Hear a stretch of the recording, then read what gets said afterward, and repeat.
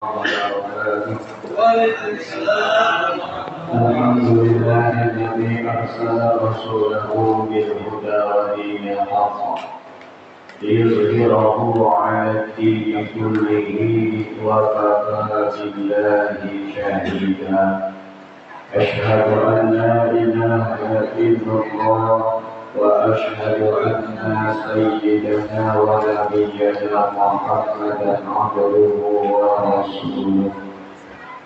اللهم صل وسلم وبارك على سيدنا محمد وعلى آله وأصحابه ومن تهذبت نفوسهم بالدين السليم لنيل السعادة والرضاه إلى بئسة الأجسام وسلم تسليما كثيرا.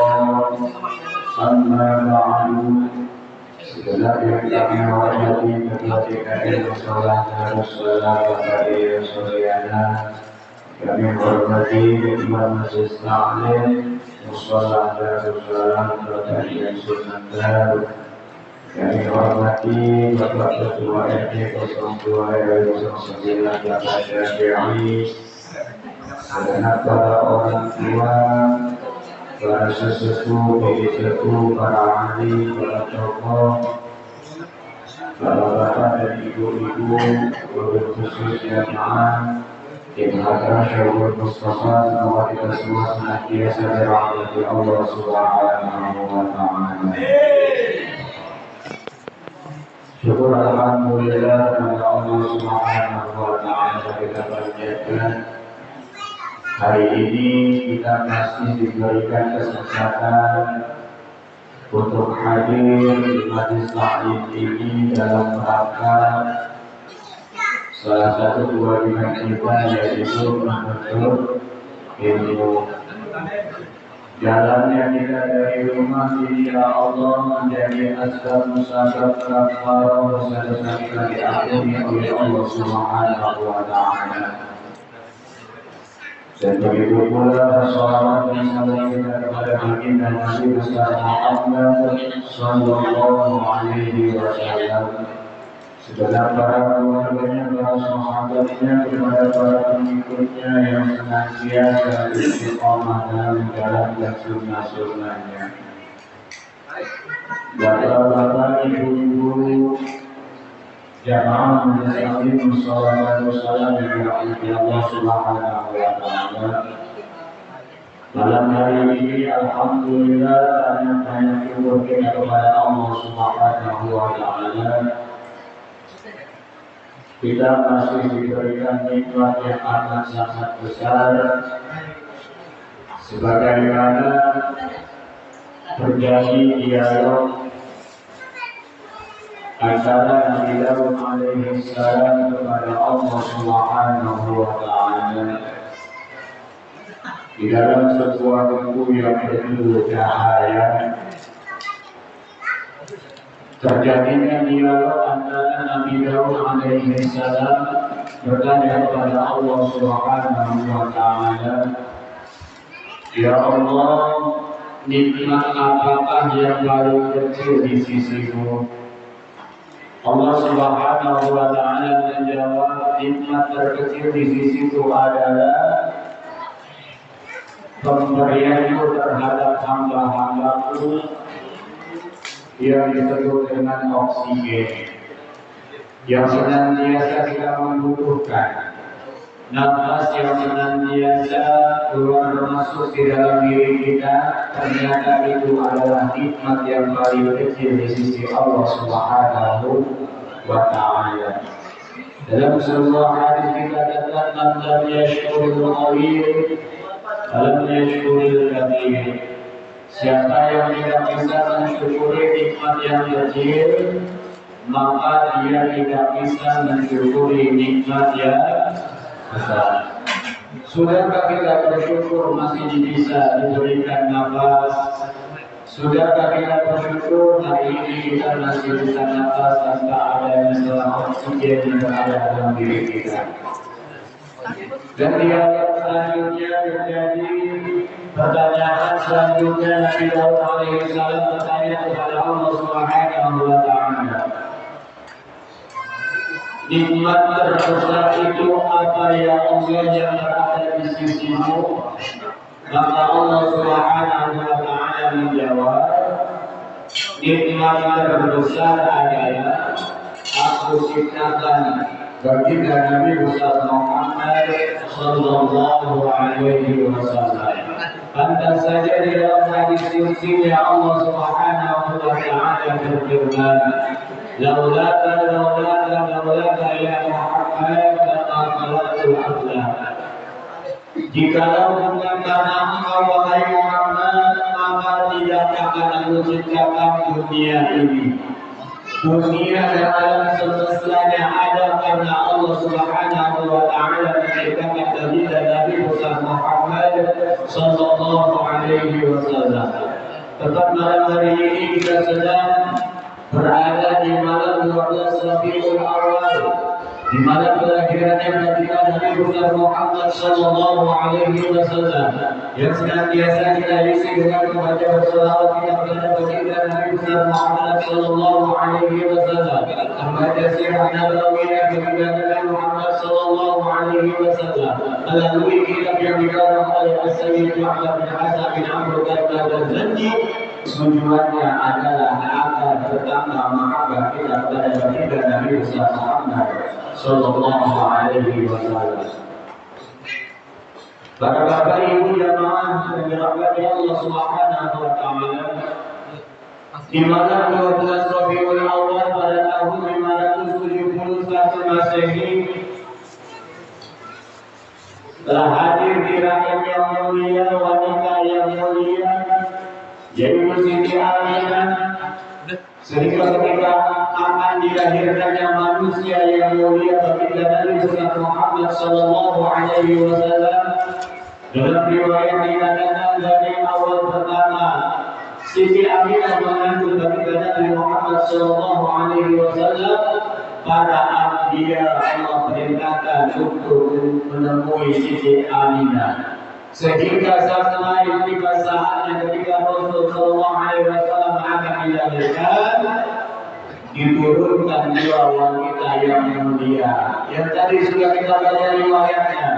Hadara ummahu lailata maulidihi, telah dihadirkan siapa dia pada malam lahirannya baginda Nabi Muhammad sallallahu alaihi wasallam. Asia wa Maryam, seorang wanita yang mulia yang bernama Asia, seorang wanita mulia yang bernama Maryam, sehingga kenapa ia diturunkan oleh Allah Subhanahu wa Ta'ala untuk menyambut kelahiran manusia yang mulia baginda Nabi Muhammad sallallahu alaihi wasallam. Artinya para hadirin yang dirahmati Allah Subhanahu wa Ta'ala, kelahiran baginda Nabi Muhammad sallallahu alaihi wasallam telah membawa perubahan yang sangat luar biasa. Sekali lagi patut kita bersyukur, alhamdulillah, malam hari ini kita berada di malam 12 Rabiul Awal. Segala aktivitas yang kita lakukan dari awal tadi sampai detik ini moga-moga menjadi amaliyah jariah kita ketika kita nanti dipanggil oleh Allah Subhanahu wa Ta'ala, bukti bahwa kita mahabbah cinta kepada baginda Nabi Muhammad sallallahu alaihi wasallam. Ya Arhamar Rahimin, ya Arhamar Rahimin, ya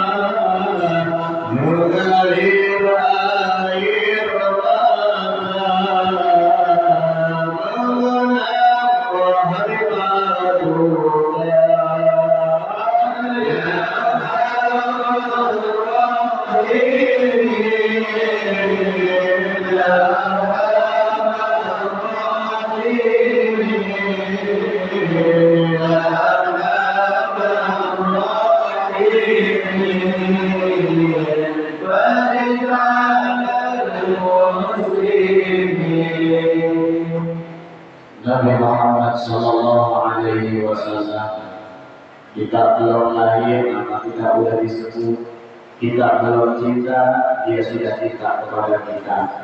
Bahkan ketika ia memiliki putra dan putrinya menjelang daripada wafatnya, yang dipanggil adalah bukan putri tercintanya Sayyidatina Fatimah, melainkan yang disebut adalah ummati, ummati, ummati, umatku. Ketika Rasulullah Shallallahu Alaihi Wasallam akan ditarik ruhnya, baginda Nabi Shallallahu Alaihi Wasallam diizinkan untuk berbincang oleh malaikat Israil. Wahai malaikat Israil, apakah ini rasa sakit ketika sakaratul maut? Maka malaikat Israil menjawab, wahai manusia yang mulia, beginilah rasa ketika kita mengalami sakaratul maut. Kalau begitu, wahai Israil, kumpulkan seluruh rasa sakitnya ketika sakaratul maut agar umatku nanti tidak bisa merasakan sakit ketika sakaratul maut. Sallu ala Nabi Muhammad. Sebelum kita mengenalnya, dia sudah merelakan dirinya untuk menahan rasa sakit agar kita tidak mengalami yang namanya rasa sakit. Lantas, apakah pantas jelas ada pertanyaan mengapa kita bersolawat kepada baginda Nabi Muhammad Sallallahu Alaihi Wasallam. Begitu amat sangat berat perjuangan beliau. 2 bulan di kandungannya beliau meninggal wafat ayahandanya. Usia 6 tahun di kandungannya, 6 tahun usianya meninggal wafat ibundanya. Usia 8 tahun usianya ditinggal wafat paman tercintanya. Mohon maaf, usia 8 tahun ditinggal wafat kakeknya. Diurus selanjutnya oleh pamannya tercinta yang bernama Abu Thalib, yang mana ketika dirawat oleh Abu Thalib, salah seorang dari Raja Kafir Quraisy mengatakan kepada Abu Thalib bahwasanya keponakanmu memiliki ciri-ciri yang disebutkan di dalam kitab kami, bahwasanya keponakanmu nanti akan menjadi orang yang besar, bahwasanya keponakanmu nanti adalah seseorang yang bisa membawa kebenaran, bahwasanya keponakanmu nanti adalah seseorang yang bisa menarik orang-orang yang tidak baik menjadi baik, orang-orang yang kurang baik menjadi tambah baik. Keponakanmu nanti akan menjadi orang yang senantiasa hadirnya mengingatkan hamba-hamba yang lain untuk senantiasa mengingat kepada Tuhannya. Pertanyaannya, ketika pertanyaan itu disampaikan oleh seorang pendeta kepada pamannya baginda Nabi Muhammad Sallallahu Alaihi Wasallam, apa yang dilakukan oleh pamannya baginda Nabi Muhammad Sallallahu Alaihi Wasallam? Pamannya senantiasa menjaga dengan sepenuh hatinya Nabi Muhammad Sallallahu Alaihi Wasallam. Mengapa dijaga demikian? Karena orang kafir Quraisy tidak senang kepada ciri-ciri yang terdapat, kemuliaan yang terdapat pada tubuhnya baginda Nabi Muhammad Sallallahu Alaihi Wasallam. Ketika ia dilahirkan, kebiasaan tahun dahulu memiliki ibu susu. Ibu susu baginda Nabi Muhammad Sallallahu Alaihi Wasallam termaktub di dalam kitab Tarmawi Al-Ghazali adalah Halimatus Sa'diyah. Halimatus Sa'diyah memiliki seorang suami yang mohon maaf ekonominya di bawah. Beliau berjalan kaki. Setiap di kota Mekah ada yang melahirkan, ia jalan di kaki dari rumahnya menuju kota Mekah. Tujuannya adalah memberikan ASI-nya kepada bayi tersebut agar dia mendapatkan upah. Ternyata anak bangsawan, anak orang kaya, anak miliarder semuanya udah dapat ibu susunya. Akhirnya Halimatus Sa'diyah berbicara kepada suaminya, wahai suamiku, ini gimana nasib kita? Kita udah jalan jauh-jauh, mau pulang capek, masa pulang dengan tangan kosong. Akhirnya sampai kabar kepada suaminya Halimatus Sa'diyah. Di sana ada seorang yang baru dilahirkan, tapi mohon maaf dalam kondisi ekonomi yang di bawah. Apa kata Halimatus Sa'diyah? Kalau begitu nggak apa-apa, daripada saya pulang dengan tangan kosong, antarin saya ke rumahnya. Ketika sampai di rumahnya, Halimatus Sa'diyah ditemui oleh ibundanya Nabi Muhammad Sallallahu Alaihi Wasallam yang bernama Aminah. Izinlah Halimatus Sa'diyah kepada ibundanya Nabi, wahai Aminah, bolehkah anakmu aku yang memberikan susunya? Apa jawaban Siti Aminah? Jika engkau bersedia silahkan, tapi mohon maaf aku tidak bisa memberikan upah yang itu amat sangat besar. Dengan keikhlasan, dengan keriduan Halimatus Sa'diyah merawat baginda Nabi Muhammad Sallallahu Alaihi Wasallam, memberikan susunya kepada baginda Nabi Muhammad Sallallahu Alaihi Wasallam.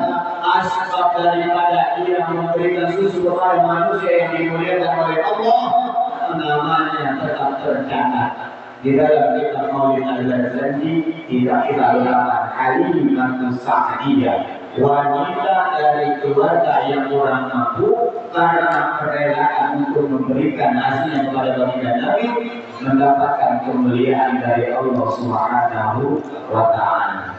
Dirawat baginda Nabi Setahun 2 tahun disusui baginda Nabi Muhammad Sallallahu Alaihi Wasallam. Banyak kemuliaan yang didapatinya, banyak kebarokahan yang didapatinya oleh Halimah Sa'diyah dan suaminya. Sampai di kampungnya dia memiliki gembala seekor kambing. Sebelum dia merawat Nabi Muhammad Sallallahu Alaihi Wasallam, kambingnya biasanya pada penyakitan, gak lama mati. Penyakitan mati, kambingnya hampir mau habis. Ketika ia merawat baginda Nabi Muhammad Sallallahu Alaihi Wasallam, asbabkan keberkahan daripada itu, kambing yang dirawat oleh suaminya Halimah Sa'diyah berkembang biak dengan amat sangat banyak. Ucapan suaminya Halimah Sa'diyah, ini adalah lantaran manusia yang kita bawa. Menjelang sampai usia 2 tahunnya, sudah waktunya dia dikembalikan kepada ibundanya Siti Aminah, diantarkan dari rumahnya Halimah Sa'diyah kepada menuju rumahnya Siti Aminah ibundanya Nabi. Berkata Sayyidatina Halimah Sa'diyah, wahai Aminah, anakku sudah 2 tahun bersamaku. Ini adalah waktunya aku memberikan kembali bayimu.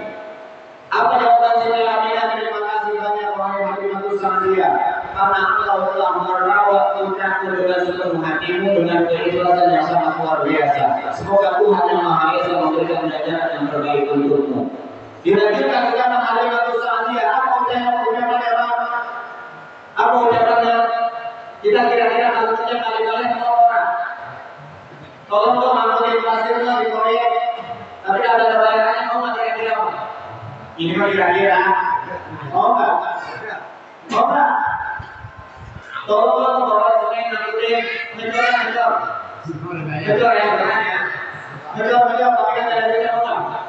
Ada ngejor itu, ada yang berangkat, ngejor itu tapi nggak ada yang berangkat itu begitu. Nah, Halimah Sa'diyah ini tulus, tidak mendapatkan bayaran spesifik dari Aminah. Usia 2 tahun dikembalikan dengan Muhammad kecil. Lalu apa kata Halimah Sa'diyah? Wahai ibundanya Muhammad, bolehkah saya bawa lagi anaknya? 2 tahun kurang pak, tanpa bayaran malah minta nafkah. Kira-kira kita kalau kita bekerja wali bayar minta nafkah atau minta berhenti? Titik. Halimah Sa'diyah nggak dibayar minta nafkah, sehingga dibawa lagi dulu. Muhammad kecil oleh Halimah Sa'diyah dirawat lagi sampai usianya beranjak ke anak-anakan. Dia 6 tahun lah. Usia 6 tahun dia bermain bersama anaknya Halimah Sa'diyah dan ini ada riwayat yang mengatakan salah seorang ustaz mengatakan Nabi Muhammad SAW. Yang mengatakan Nabi Muhammad SAW bahwasanya dalam riwayat demikian adalah usia 6 tahun Halimah Sa'diyah memiliki anak Nabi Muhammad bermain bersama anak-anaknya. Lalu ketika itu Allah Subhanahu wa Ta'ala perintahkan malaikat Jibril untuk menjumpai Nabi Muhammad. Untuk apa? Untuk membersihkan hatinya baginda Nabi besar Muhammad Sallallahu Alaihi Wasallam. Tapi kejadiannya adalah iblis laknatullah alaih meniupkan udara sehingga Nabi Muhammad Sallallahu Alaihi Wasallam yang tadinya pula mengalami keder pada gara-gara apa? Gara-gara ditiup sama iblis. Wajah kawalan tahada telah ditenangkan kau waktu itu tersesat lalu kau berikan petunjuk. Makna ayat ini bukan Nabi Muhammad Sallallahu Alaihi Wasallam yang sesat, melainkan iblis laknatullah memberikan kesesatan jalan yang akan dituju oleh baginda Nabi besar Muhammad Sallallahu Alaihi Wasallam. Lalu diperintahkan malaikat Jibril untuk mengusir iblis laknatullah alaih. Pahala lalu Nabi Muhammad Sallallahu Alaihi Wasallam menemui jalan keluarnya. Jadi makna ayat ini bukan jasanya Nabi yang sesat. Wawajah kaulan pahala. Ketetapan ayat ini Nabi Muhammad dari Imam pada saat usia kecil bersama anaknya Halimah Sa'diyah, iblis diukir dan ditipu terbang. Yang namanya pada pasir beda sama gunung atau ada rumah merah, rumah putih, rumah biru. Kita kalau kita ke sana gimana? Perlakuannya apa? Ya kan masih kalau lagi diukur begitu kan bingung kita. Itu yang maksudnya ayat itu demikian. Artinya apa? Sehingga Allah turunkan malaikat Jibril untuk memberikan petunjuk. Setelah itu Allah perintahkan malaikat Jibril untuk membersihkan ruh hatinya bagi Nabi Muhammad Sallallahu Alaihi Wasallam. Lain itu anaknya harus sampai lagi. Ketika sampai di rumahnya ditanya, kamu kenapa nak? Tadi ada orang yang nyamperin kita mah. Siapa dia? Muhammad mana? Muhammad diculik mah oleh siapa? Oleh orang itu. Ada anak yang hari Nabi Nabi Muhammad itu diculik. Padahal yang ini malaikat Jibril untuk membersihkan hatinya bagi Nabi Muhammad Sallallahu Alaihi Wasallam. Setelah membersihkan, dikembalikan lagi, lalu Nabi Muhammad pulang ke rumahnya hari masuk Sa'diyah. Saking merawatnya baiknya ditanya nyampe rumah. Hari Nabi Sa'diyah bertanya kepada Nabi Muhammad kiri, bagaimana kondisi wahai Muhammad? Apa jawaban Nabi Muhammad? Alhamdulillah kondisiku baik-baik saja. Apa arti dari kejadian ini? Kejadian ini memberikan arti bahwasanya baginda Nabi Muhammad SAW dari kecil sudah diajarkan hati yang bersih. Kalau kita cinta kepada Nabi, salah satu cara yang bisa kita lakukan bersihkan hati. Bagaimana cara bersihkan hati? Jangan pernah merasa diri kita lebih baik daripada orang lain. Jangan pernah merasa ibadah kita menjadi kita bisa masuk dari Allah Subhanahu wa Ta'ala.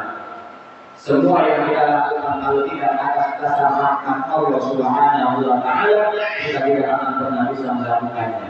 Oleh karena itu, jangan pernah kita merasa diri kita lebih baik daripada orang lain. Allah Subhanahu wa Ta'ala berfirman, "A'udzu billahi minasyaitonir rajim.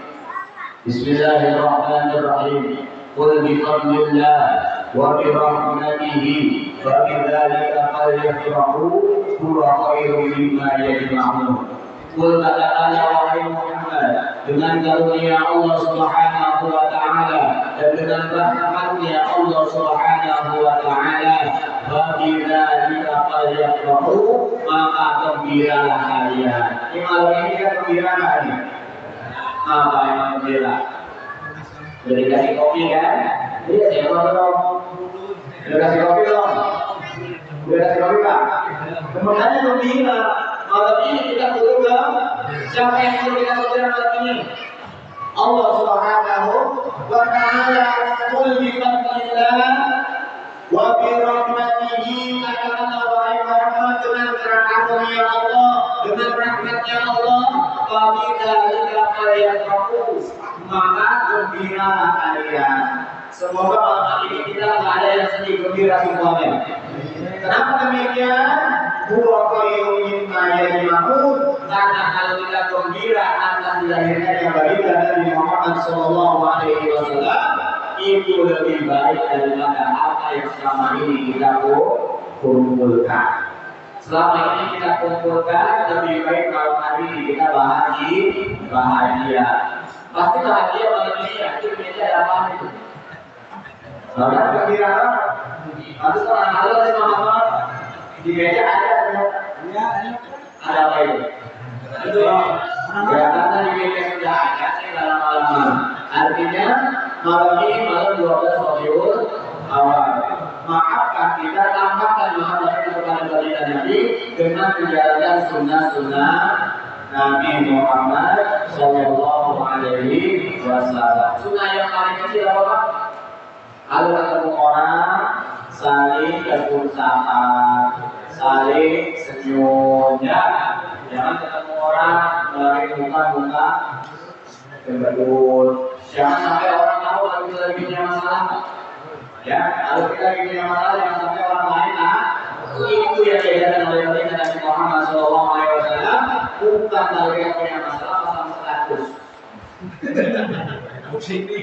Benar ini malah. Ada mau kita ngomongnya. Malah kelahiran Nabi berarti kita ngikutin sunnah. Kita nggak perlu iseng aja. Cuma iseng aja kadang-kadang kita tuh nanti sesuatu yang ingin mendapat belas-belaskan dari orang lain. maka apabila Nabi bagaimana posisi dia lapar, diganjar perutnya dengan batu. Ketika sholat, bagaimana menekuk perutnya, rasa sakitnya, bagaimana itu dikesankan Nabi kita. Apakah pernah ngomong sama sahabat Abu Bakar, Abu Bakar saya lapar, saya ngomong demikian? Sahabat Abu Bakar, aku mengalami ini, pernah mengalami demikian? Nabi Muhammad SAW ketika mendapatkan kegembiraan dipanggil sahabat yang lainnya. Ketika mengalami kesedihan, hanya Nabi Muhammad saja yang mengetahuinya, sahabat yang lain tidak mengetahuinya. Jadi kesimpulan kita pada 12 hari awal ini adalah ketika bahagia ada yang lain. Kalau kita di rumah punya pisang, ada yang lain sama pisang. Kalau punya kopi, ada perlu kopi. Punya nasi uduk, ada perlu makan nasi uduk. Kalau kita punya masalah, diam, jangan diajak. Itu salah satu sunnahnya bagi Nabi Muhammad Sallallahu Alaihi Wasallam. Semua akan dihubungkan di pada masyarakat di bawah Nabi Muhammad Sallallahu Alaihi Wasallam. Hadallahu wa iyyakum ma'amin. Assalamualaikum warahmatullahi wabarakatuh. Waalaikumsalam.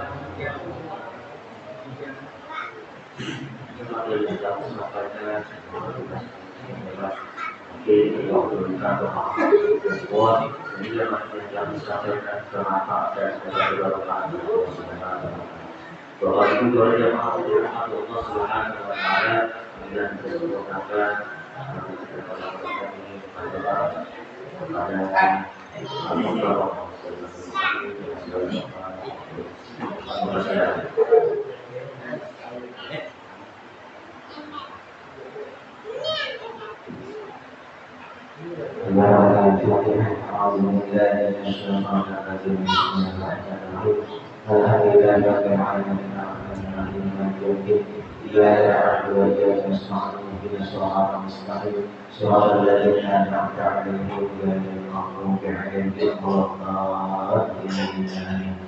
Amin amin amin. Allahumma shalli ala sayyidina Muhammad habibika wa nabiyika wa rasulika nabiyil ummi. Allahumma shalli ala sayyidina Muhammad wa alihi kama tanhiyatan kamalika wa ajali kamalihi. Ilahi anta maqsudi jamaah, ilahi anta maqsudi jamaah. Wassalatu wassalam ilahi anta maqsudi wa muhammadun ya Allah. Hidayah minan nar wa hidayah minan nar wa minan nar wa sultan minan nar bi rahmatika ya arhamar rahimin. Allahumma ta'ala wa khair wa barakah wa rizqi wa barakati wa sihhati wa salamati wa afiyati wa jannah.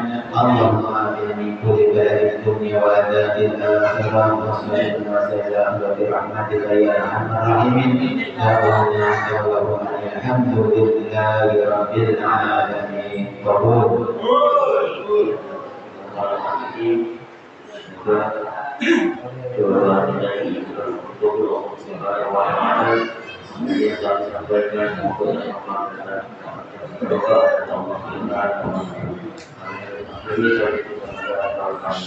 Bismillahirrahmanirrahim. Subhanallahumma wa bihamdika asyhadu an la ilaha illa anta astaghfiruka wa atubu ilaik.